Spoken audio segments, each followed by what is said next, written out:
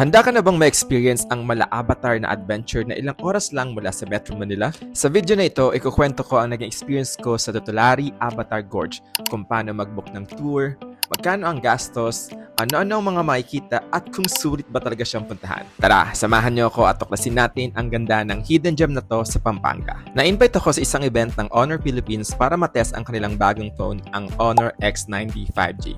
Sila na rin ang nag-arrange ng tour through Pinatubo, Montenero at nasa around 2,200 pesos per pax ang package. From Manila, magdadrive ka lang papuntang SM Clark na siyang drop-off point ng biyahe. Pagdating doon, sasalubungin ka ng 4x4 ride na magdadala sa iyo sa isang thrilling off-road adventure. Paakyat ng bundok, tatawid sa rough place at unti-unting papalayo sa city vibes, papunta sa isang surreal na destination. First stop, ang Inararo Viewing Deck. Dito pa lang panalo na, habang nagpapahinga, sasalubong sa iyo ang malamig na hangin at ang breathtaking view ng rolling mountains at dramatic landscape ng Pampanga. Perfect moment para huminga, mag-unwind at syempre mag-take ng photos. After a quick recharge, tuloy na ang biyahe to the main highlight, ang Tutulari Avatar Gorge. Pagdating mo dito, mapapaisip ka kung nasa Pilipinas ka pa ba. Towering rock formations, unique textures at yung cinematic na trail na parang diretso sa mundo ng Avatar.